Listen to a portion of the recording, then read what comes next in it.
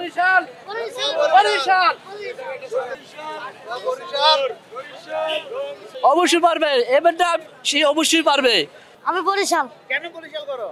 ভালো লাগে তাই। বরিশাল ভালো লাগে এর লেগে করি।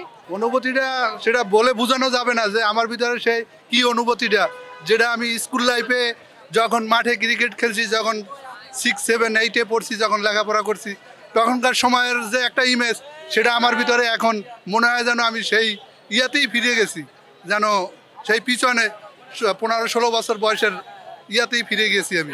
আমরা বরিশালের সাথে আমাদের বোলিং দুর্বলের কারণে আমরা ম্যাচটা ঠকছি।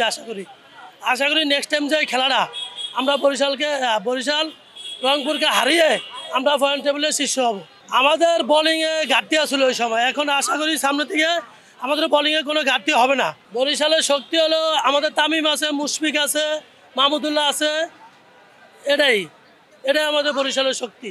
না ভাই পারবে না, যতটুকু দেখছেন খেলা এখন পর্যন্ত রংপুর 9টি খেলে 8টিতেই জয়লাভ করেছে। আশা করি এবার শেষ পর্যন্ত আমরা জয়লাভ করবো এবং ফাইনাল কাপটা আমরাই নেব, এই আশা নিয়ে আমি আজকে মাঠে এসেছি। না, এই হারা থেকে আত্মবিশ্বাস কখনোই কমেনি, কেননা আমরা অলরেডি কোয়ালিফাই করে ফেলেছি সবার আগে, তাই আমাদের আত্মবিশ্বাস আগে থেকেই বেশি।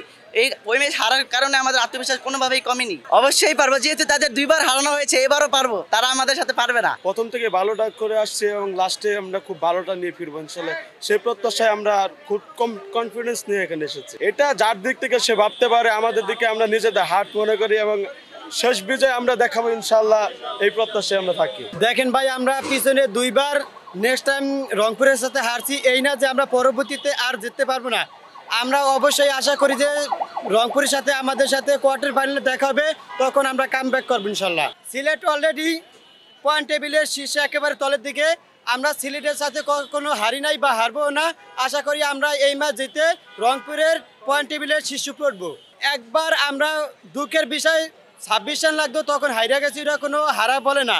তখন আমরা আশা করি সামনের খেলায় আমরা রংপুরকে হারায়া আবার পয়েন্ট টেবিলে শীর্ষে উঠবো। এবার অবশ্যই কাপ আমরাই নেব। সবসময় ভালো প্রত্যাশা থাকে, আজকেও ভালোই থাকবে।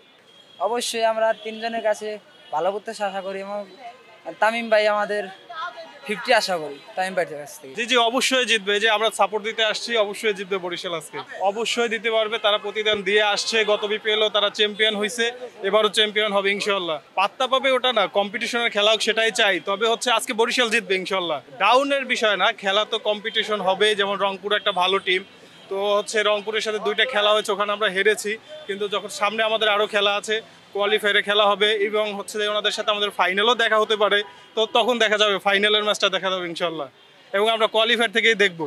না, মিস করা বলতে বিভিন্ন ভেন্যুতে খেলা হবে, এটা স্বাভাবিক, সবাই হচ্ছে এলাকাভিত্তিক খেলা হোক, এটা ভালো। তবে হচ্ছে আজকে যেমন ঢাকায় খেলা হচ্ছে, আমরা সাপোর্ট দিতে সরাসরি চলে আসতে পারছি, তখন হচ্ছে অন স্ক্রিনে আমরা যতটুকু সাপোর্ট দেওয়ার দিয়েছি। আমাদের অবশ্যই, আমি এবার রংপুর করছি, এটা আমার ফেভারিট টিম একদম ফার্স্ট থেকেই। যখন গেইল খেলতো, অ্যালেক্স হেলস, রাইলি রুসো, তখন থেকে আমি রংপুরের সাপোর্টার। তারা পরপর ফার্স্ট টু লাস্ট সবসময় জিতে আসছে, তো একটা ম্যাচ অলরেডি তারা কোয়ালিফাইড, টপে আসছে তারা, তো এটা নাথিং বিগ ইস্যু।